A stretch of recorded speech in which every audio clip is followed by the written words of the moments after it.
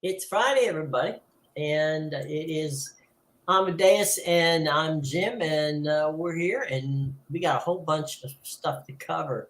Um, Amadeus, it's been a while since we had a Saturday when there's been so much action coming up. So I'm just going to step back and let you fly into what is coming up here on Saturday. Yeah, it's a massive weekend. All five power leagues, if you want to call them that, in Europe are back. We have obviously Europe, England, France, and Spain started last week. Today, the German Bundesliga starts up with Werder Bremen versus Bayern Munich to kick us off, and the Italian Serie A will start tomorrow as well. They don't have a Friday match to start it off. Everything's really go. Most of the games are going tomorrow on Saturday, but yeah, it's going to be a massive weekend for sure. And especially in the Premier League, we have some pretty good matchups here to look forward to this weekend. Yeah, and you know, coming right out of the box, that's I mean, it's just like sensory overload, right? I mean, it's like, wow, we've been going here for a while and nothing's happening, and now we can't go anywhere without it. This is we've got it's like Christmas morning in the middle of August. Yeah, and that's just Europe alone, right? We didn't even talk about the fact that we got the Leagues Cup final tomorrow, plus the MLS back on Sunday, and then my Brazilian league is still going on during the weekends, and even next week. So obviously we know Champions League and Europa League and all those will be starting in Europe soon, but we got the quarterfinals of the Copa Libertadores and Sudamericana going this midweek, so it's very action packed for sure. August is the month. Everything starts coming back, and now we're just overloaded. And that's a good thing. Now, from your standpoint, right? You've got all these cool things going on. How do you pick what you want to you know to pass on to your followers? Yeah, so the big thing I think when there's a lot like this is to really you gotta hone in and focus on a certain amount. Like you can't handicap everything. You can try to, but you're not going to get the same results just because it's so much. And to look over every single game, 10 plus games in like 20 different leagues, it's just too much, right? So definitely. I'm going to focus mainly on the Power Five, and then for these smaller leagues, I'll watch a lot of them just because I want to know the teams for Champions League and Europa League. But when it comes to handicapping the actual domestic leagues, I'll probably myself stick to Turkey, Belgium, and Bulgaria this year, just because those are the three small leagues that I feel the most comfortable with. And yeah, other than that, I'll probably just be watching. I won't be betting. Just watching the Austria, Portugal, Swiss things like that to get ready for the Champions League and the Europa League, and obviously the European competitions. But yeah, definitely you want to hone down, and with the power leagues too, right? Like you don't have to necessarily look into every game, because when you know the teams as well as someone like myself knows.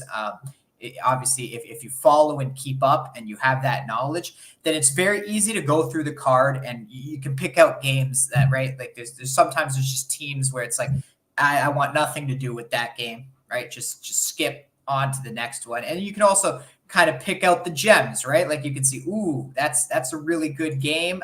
Definitely going to want to look into that one a little further.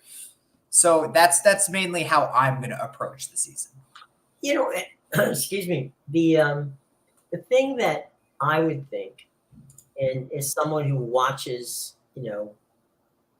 all sports, but it's like from my standpoint, when people are asking me to evaluate what a team is, whether they're good, bad, or whether otherwise, I just say, look, I the first week I can't tell you anything. I just can't. I mean, I've watched some of, maybe I'll see some preseason, like we'll use NFL football. I've seen some preseason football. Maybe I've read some stuff from people I respect out of camp and that sort of thing. Or I'm watching a baseball game or whatever, and you sit there and you go, look, give me, give me a week or two so I can get a feel for what's, if there's a trend or something going on. Because the first week, you really, I mean, there's just too many unknowns, and you don't want to. And Steve, obviously, I'm not someone who picks games for folks to wager on. But so I wouldn't want that responsibility to say, look, I don't know. I mean, I'm gonna have to take a pass on this until give me a week to get a feel for what this team really is, because I know what it looks like on a roster, but I don't know what it looks like on field. And so yeah, I mean, it's a tough thing to do to kind of cut down uh, the team. I mean, obviously, that some of these teams are super teams when they come back, but they're not. They're not yet. How many times have they even practiced? And in some cases, they've been adding players who haven't even practiced maybe 2 or 3 times. So it makes it difficult of it from that standpoint. Yeah, I definitely agree with that. Normally, in most sports, I hate wagering on the first game or the first week, just because, as you said, there's so many unknowns and uncertainties.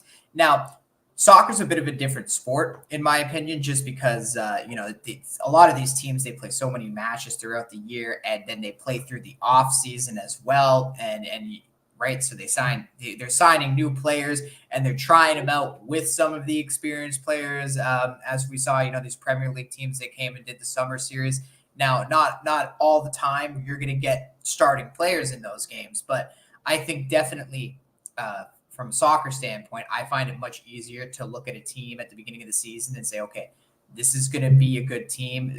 They made the right moves in the transfer window versus they made the wrong team moves. Now, in other sports, I totally agree with you there. Like some of these football and basketball, as you said, a lot of times they're trading away players and they're signing new guys. And these guys really, they don't play in the off season. Their last game was if they didn't make the playoffs, it was in the regular season. If they did make the playoffs, their last playoff game was their last game. And then they're not doing anything with each other for the entire offseason, really, up until now. Obviously, the NFL has training camps and things like that, but a lot of that's more for the rookies and obviously the younger guys trying to make the team. So yeah, the way I look at that is and really these guys, they stop at the end of the season and they have a good solid few months where they don't play with each other at all, and then they just come back, and the first time you see them together is in the preseason, where nobody's really giving a full effort. So 100%. A lot of times in basketball and football, you see these teams, these good teams, get out to a bit of a rocky start, which obviously will correct in the middle of the year. But yeah, definitely, it's always uncertainty and some unknowns in that first week/game of the season. Yeah, and kind of dovetailing on that, right? We are going to have a Leagues Cup game tomorrow night, Nashville and Inter Miami, where Lionel Messi hasn't been with a team a month yet, and we've seen the impact not just of Messi, but the mates that he was able to bring with him, and so that's yet another light from a wagering standpoint, where you suddenly say, okay, wait a minute, they added this guy, and this guy was the X factor in getting them beyond. I mean, they're literally playing. They were at the bottom of the table. They still are at the bottom of the table in the MLS. They have a chance on tomorrow night to take home a very prestigious in this regard. And I know that when we started talking about the Leagues Cup, we both thought that the Mexican teams would be at least one of them would end up in the finals. And here we got Nashville and Inter Miami, and an Inter Miami team that has had Lionel Messi on there for for less than a month, and they're they just have been if it's like a juggernaut. I mean, they just can't. They've been dominant. Yeah, and again, this is why I think soccer is a bit of a different sport in that respect, because you have this superstar talent that comes to your league, and he brings a few friends, and they turn a team that had awful defense and was at the bottom of the MLS table in less than a month. They've turned them into all of a sudden a team that's just leagues above everybody else. And right now, every game Miami has played reminds me of when Arsenal came in and smashed the MLS All-Stars, because that's the kind of level of play you have going up against.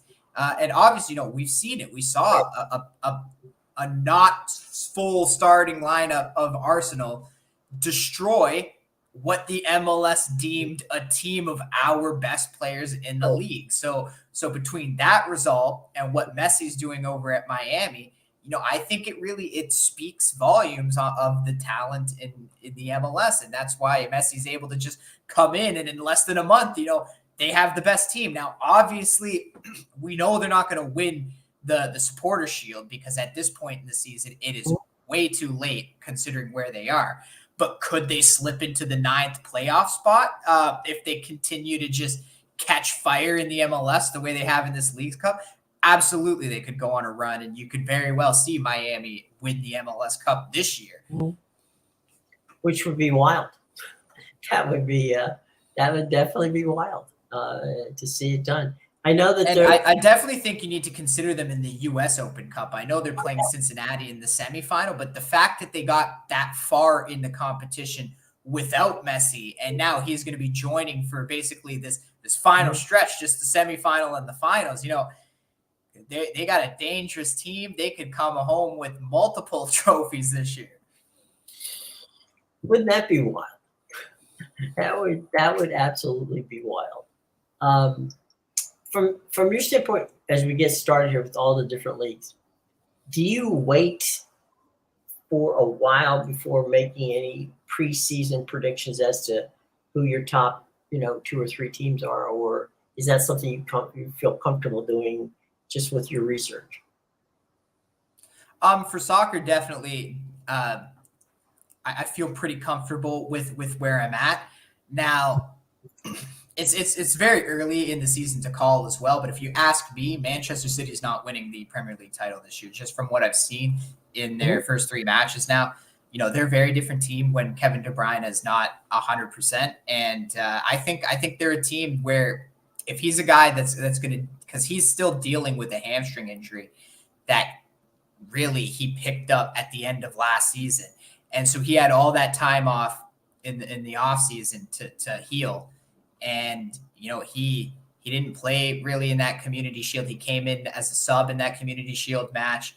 They ended up losing the Community Shield. They smashed Burnley in a match he started, a match he was subbed out after 20 minutes when he re-aggravated his injury. So, smashing newly promoted Burnley side 3-0 doesn't move the needle.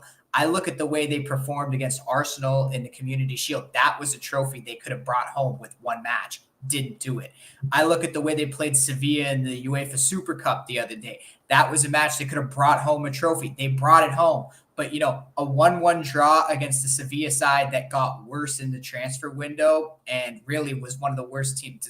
Even though they won Europa League last year, they were almost relegated at one point in La Liga. They were at the bottom of the table. So it's a team that was on a turnaround, but still not a great team. Man City should have won that in the regulation. So I look at these things and I say, this is a team, especially with the competitiveness of the Premier League this year, they're going to struggle a lot. So, yeah, in some of these leagues, I can definitely, have a good idea of what I think. Like I said, I think Chelsea is going to be a better team in the Premier League. But at the same time, you do need to wait, because just because I have a feeling that Liverpool and Chelsea will probably improve this season, they still need to put it on the pitch. And we've seen many times, that's why the games are played.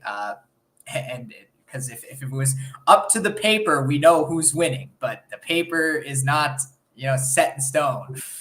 Oh, that's true. it's funny. Just before the I came on today, I was listening to Tim Brando. Tim is a broadcaster who I've worked with, and who's a very good guy. He did CBS Sports for many years, and now is with Fox as a play-by-play guy. And Brando was talking about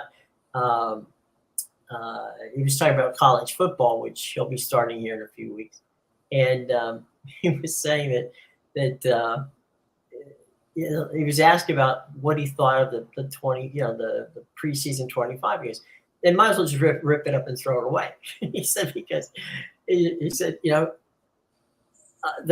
goes, how easy is it to put down chalk? He goes, nobody's thinking of anything. He says, Alabama could be a 4-4 team after 8 games. He goes, they don't have a quarterback yet. They said, yet, they're ranked the number 4 team in the country.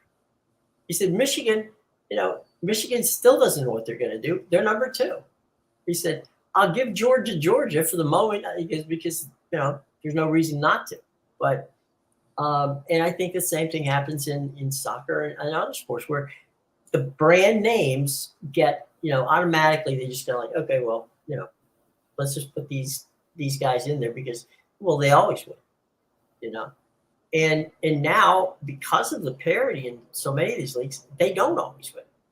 I mean, hell, the New York Yankees are in last place. Who would have thought that? Yeah, and the Orioles are leading that division. Who would have thought that? Who would have thought that? Yeah. I don't think that even the most diehard Oriole fan would have thought that. Oh yeah, I'm wondering if you had told an Orioles fan at the beginning of the season that their team was going to win the division. I wonder what they would have said. They probably would have breathalyzed you. The thing that fascinates me is that if you'd have told them they're going to have a 500 season, or for that matter, just having fun, that to me was a lot of fun. I mean, it was just kind of like, okay, cool, we're getting there. But because the Orioles fans, they're very passionate, but they haven't been rewarded much lately, and so now that they're in that category, we're just waiting to see how that works out. But I will say this: they have this thing which is kind of weird. It's clever, but you have to want to be in the section. I don't know if you've seen this, but they have what they call the bird bath, and it's a guy, because it can get pretty hot and steamy here in the area, right on the coast here, and there's a section where you can sit there, and what happens is every time the Orioles, score a run, this guy has a hose and he literally just soaks a big swath of fans. Now, if I have my hot dog and soda or nachos and beer or whatever your choice is of food, and I'm sitting there and getting drenched, because I wanted to sit in this section, then that's on me. But if I accidentally, if I happen to buy a ticket and end up in that section, I think that might be a bit of a problem. But no, they're drawing well, and people are coming. Hell, people are even coming out to see the race. So it's an upside down thing, and you got the 2 teams that spend usually the most money, the Red Sox and the Yankees at the bottom of that division. So, who knows what's going on? Even the Mets, who have one of the highest payrolls in all of baseball, are doing terrible. So, so there you go, and it just goes to show you, the money doesn't always mean you're the best. No, and you brought up a good point yesterday. And that was that the Mets knew the right time to jettison, the parts that were not going to help them. 2 aging pitchers, with big contracts, left town, and they got some good return on some young players. because they realized, okay, wait a minute, we can keep these guys on our team. We're not going to the playoffs.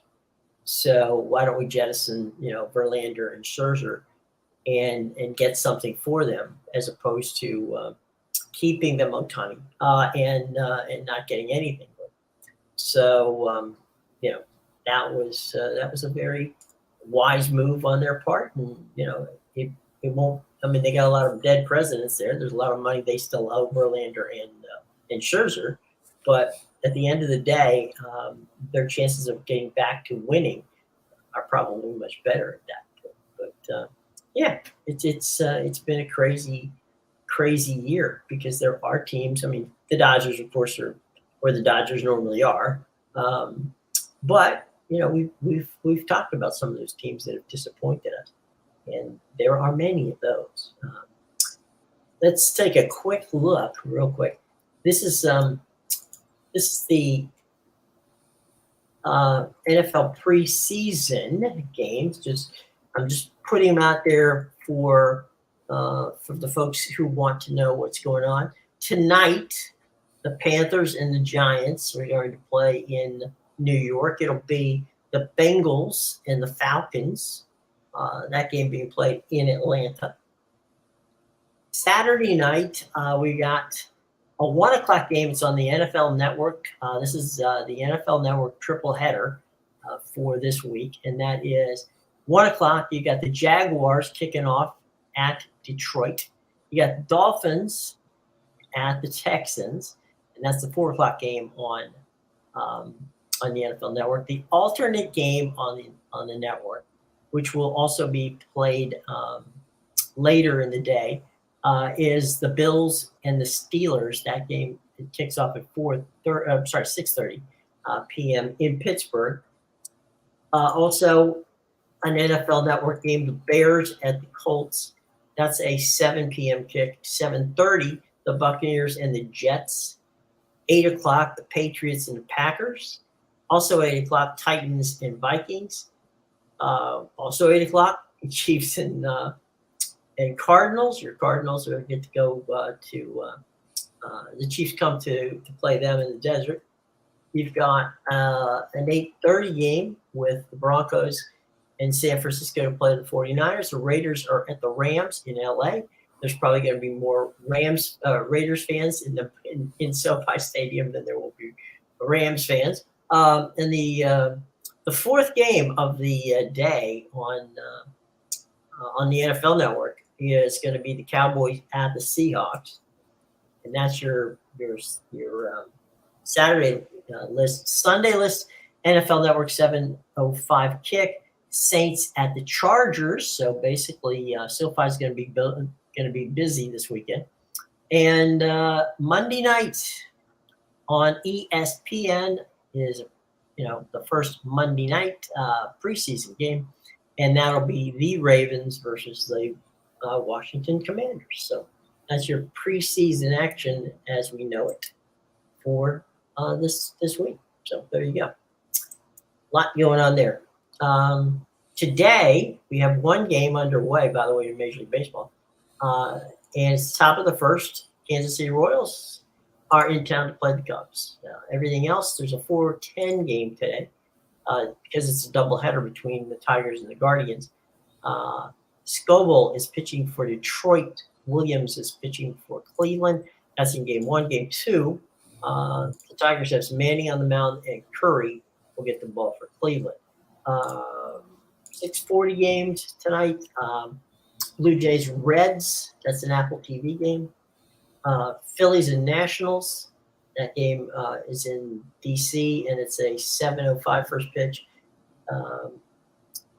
That game is this is the game. The Red Sox Yankees is the other Apple TV game. That's a 7:05 pitch, first pitch. 7:20 is the Giants and the Braves. I didn't have pictures for the others, but I'll give you these. The Giants can throw Alex Cobb. Strider gets the ball for Atlanta. The Brewers and the Rangers. Woodruff gets the ball for the Brewers. Haney, gets the ball for Rangers. Mariners, Astros, Miller. One of the Millers. That's our guy. Yep. Miller gets the ball for the Mariners. Houston goes with France. Pirates at the Twins. Jackson for the Buccos, and Lopez for Minnesota. I got a TBD for the Mets. I And got Tom. Lucchesi. Okay, well, all right. He hasn't been bad. Thompson for the Cardinals. Kopech for the White Sox. 8:40 game. They are in Colorado to play the Rockies. Lambert on the hill for your Colorado Rockies. Rangers A's. Ramirez gets the ball for the depleted Tampa Bay Rays pitching staff. Anderson is on the hill for the Halos. Orioles, the aforementioned Orioles, 9:40 start for them against the Athletics out in Oakland. I got Gibson, but I don't have an Oakland pitcher. I got Medina for the Athletics. Okay, Medina for the Athletics. Okay. Padres D-backs. I don't have an Arizona pitcher. Okay, but I got Seth Lugo pitcher for the Padres. So for the Diamondbacks, it'll be rookie Brandon Pfaadt. Oh, okay. Pfaadt at 0-6. Yeah. Oh, it just popped up. 0-6 with a 6.91 ERA. Yeah, he hasn't been good. Yeah, isn't it? Sandy Alcantara is going to be getting the ball for the Marlins tonight, and Gosling gets the ball for the Dodgers at Chavez Ravine, and that's a 10-10 first pitch. So that's your baseball for this evening, and obviously those teams will be playing each other for the entire weekend. So okay, what were those early ones you needed pitchers on? I got them. Oh, I don't think anybody cares now. All right. Okay, all right. What we got here? Good news. League Cup is over soon. Most corrupt competition I've ever watched. They wanted all Mexican clubs out clearly.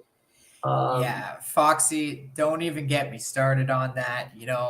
Obviously they want Messi to win it, and obviously he can't run into a Mexican club because the Mexican club is going to win that match. I know how you feel. I had Monterrey to win that match. Absolute trash. They were the better team. They absolutely outplayed Nashville. But I mean, they did play that first game, right? With it against a Mexican side, and it was a close game the whole way through. But that was the only one they played. They didn't play a Mexican team the rest of the way through. I'm talking about and Cruz Azul was a team that had lost like 6 straight coming into the tournament, so they had just fallen completely out of form. And they basically, they got that late goal to win. Yeah. So it wasn't exactly. I mean, they definitely played better against the MLS teams than they did against Cruz Azul. Yeah, Jim, the late goal that they needed 2 extra minutes on top of the 2 minutes of added time. Yeah. Mm-hmm. Or basically, let's play till Messi scores. Is the way the game was. Well, that's what it felt like, because there was only 2 minutes of stoppage time, and we're sitting there in like the 95th minute, right, lining up this free kick, and I'm like, wait a minute, it seems like we've played a little too much here. But so where was it? Yeah, where was the official timekeeper? It's like, and that's always been something that's absolutely I can't fathom. Is that you're sitting there going,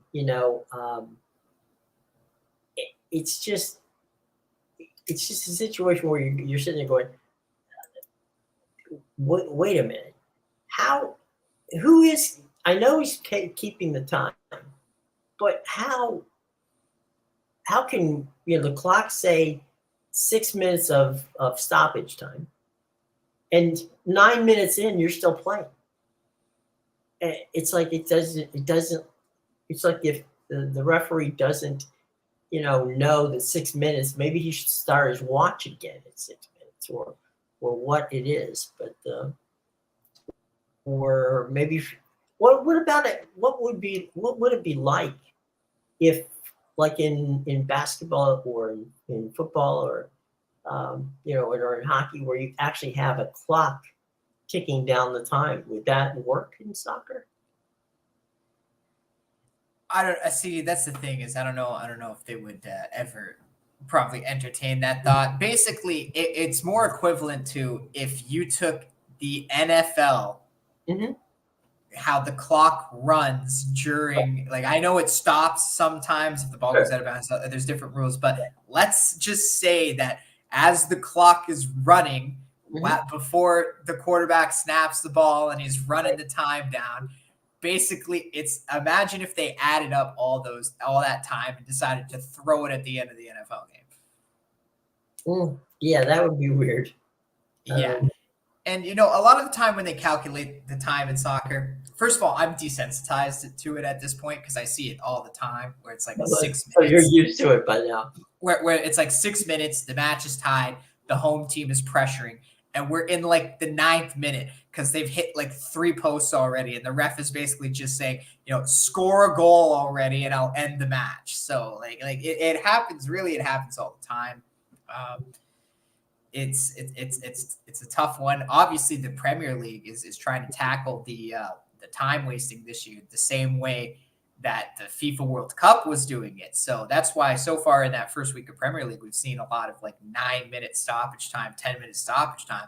And so pretty much that's what they're doing, Jim, is they're sitting there, and every time the ball goes out for a throw in or something, out for a goal kick, they're literally sitting there and timing how much time is being taken off the clock, and they're adding it back at the end of the game. So they actually are doing that in some leagues now. In some places, it can be found. So, okay, I was just curious whether or not something like that might might work. And a lot of the times too, I've seen because that's the thing is we'll get into the stoppage time, and then a player will go down right away for like 5 minutes, and they used to just they would keep it 7-minute stoppage time, but we all knew, there was an injury, the ref is going to let them play another 2-3 minutes. Now I've actually seen them update the time a few times. Like they'll actually change the +7 to a +12. They're letting the players know, we're adding those 5 minutes back, so we're counting every second now. So you better, just play the game. Yeah, get back and don't.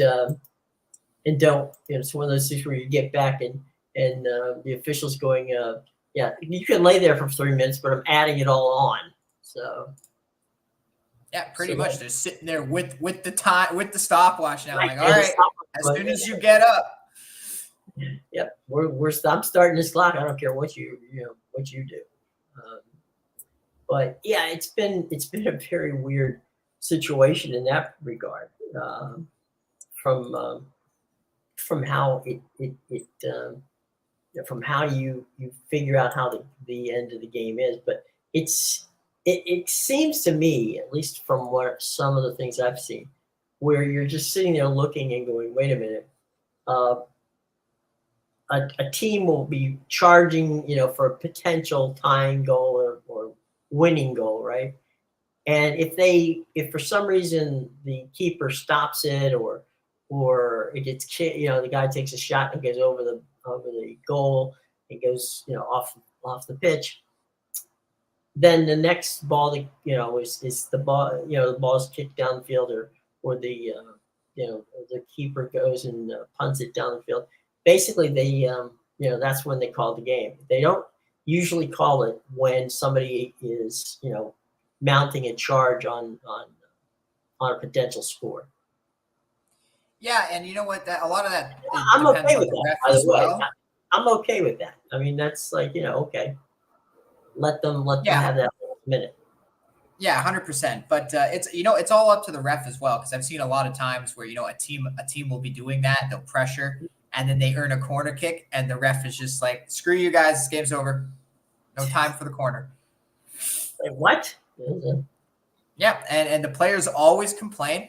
I think it even happened in the World Cup. Actually, I was in the group stage. It happened to South Korea, I believe. They had that corner kick right at the end of the match where they could, I think, tied it.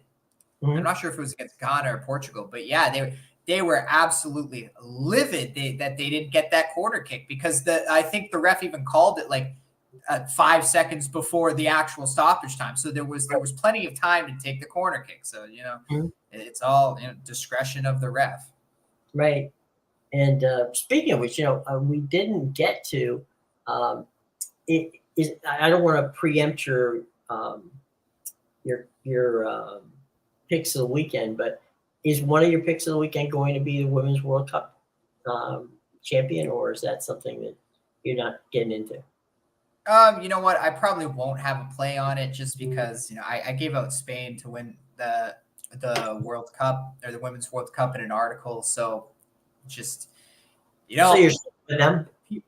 people know what I'm on. It's Spain, so Okay, might as well ride it to the finish here. But there you go. yeah, it'll be interesting to see what happens. I know they're having the constellation match tomorrow morning at 4 a.m. But yeah, Australia still has a chance to win a medal. They could take home the bronze. So You know, I think that it's really important that you just brought that up because in American sports, for some reason, that third place means nothing.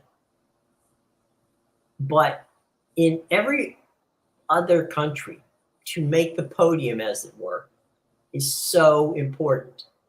And so that game is meaningful to the two sides that they're going to play.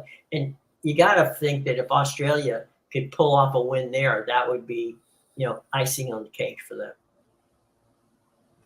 yeah, definitely. And it wouldn't shock me to see that one get sold out too, because like even though it's a consolation match, you Mhm. know, this Australia, the Matildas are making history in this tournament. So why Right. not cap it off with a bronze medal when you have a chance? And the same thing happened in the Men's World Cup. We saw Croatia and Morocco. Obviously, Morocco was making history as well in that World Cup, but Croatia had the better team through and through, Mhm. and they weren't great because they did play.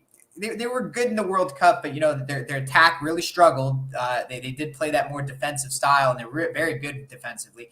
But yeah, once that bronze medal match came, they obviously played a lot looser. They didn't focus so much on the defense, and they blew up and scored 3 goals, 3-1, and they just came out and they shattered Morocco. So definitely, I think there's going to be motivation on both sides for sure. Australia, I think, will still have a very strong home advantage with the crowd behind them. I don't see why they wouldn't show up to see them possibly win a bronze medal.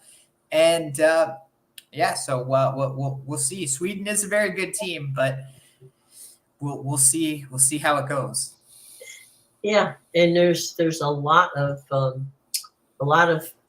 people who are sitting there going, if we could just see, Australia get through. But I agree with you. I think 100% they're going to be uh, big time in the big time in wanting to win the game and get that third place. It's going to be, and you got to imagine that how up can you know I lost my train of thought. I apologize. It's just a matter of how up could they be for that game. They're going to be psyched way up there. So I think it's going to be fun. It'll be a fun game, and I wish it's not if it's at 4 a.m. in the morning. I'll watch the highlights. But that and I think that unfortunately has been a problem for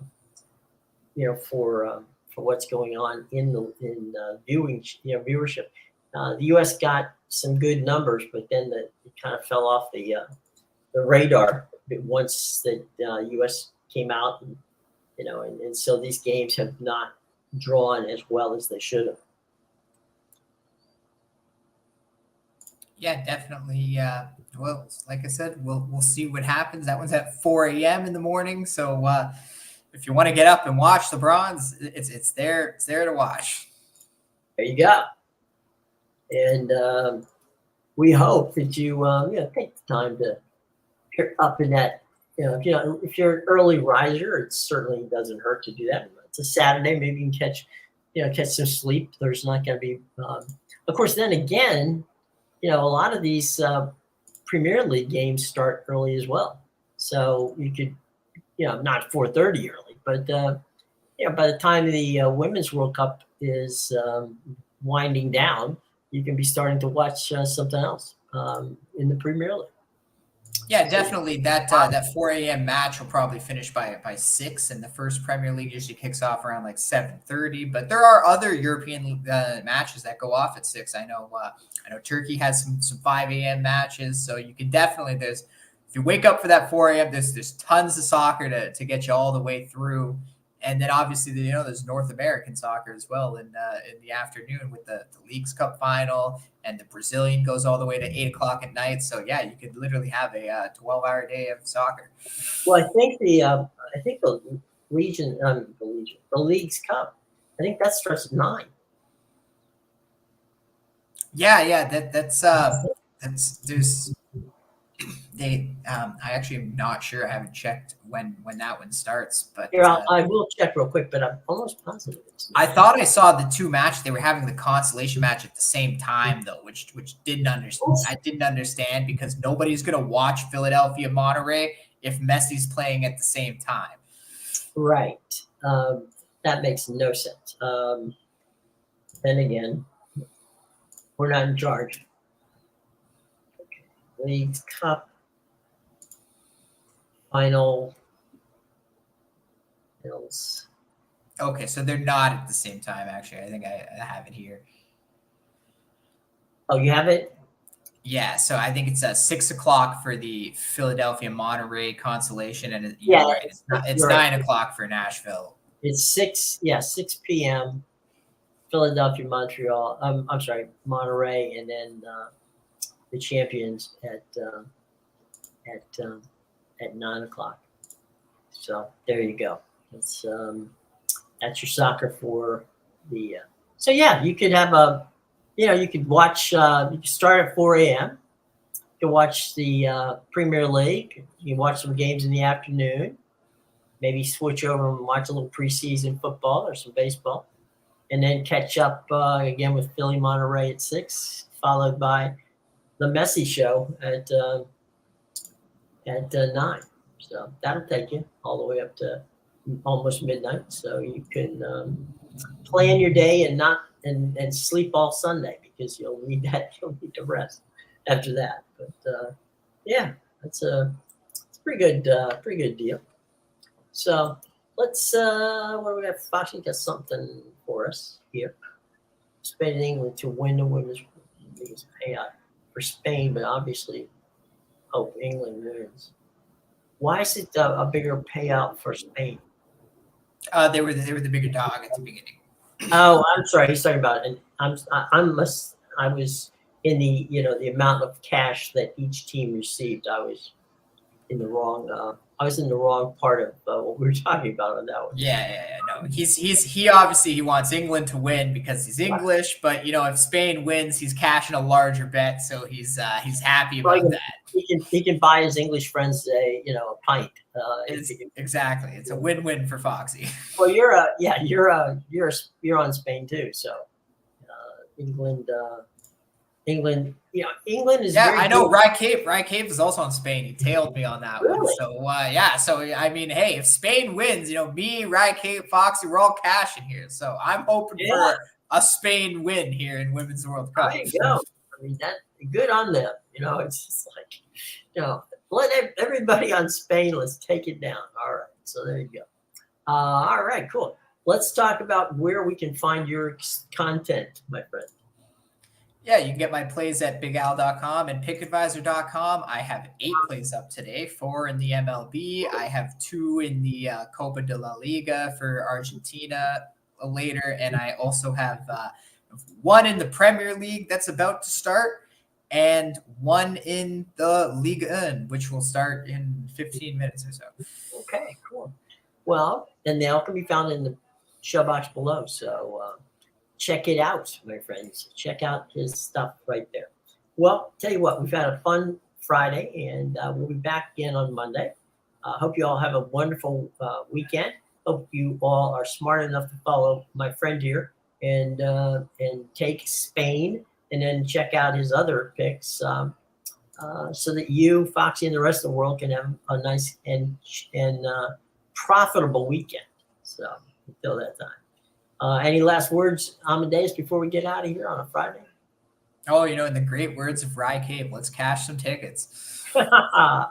Yep, that'll be a good one. All right, everybody, have a great weekend. We've enjoyed having you with us, and we will be back on Monday. Take care.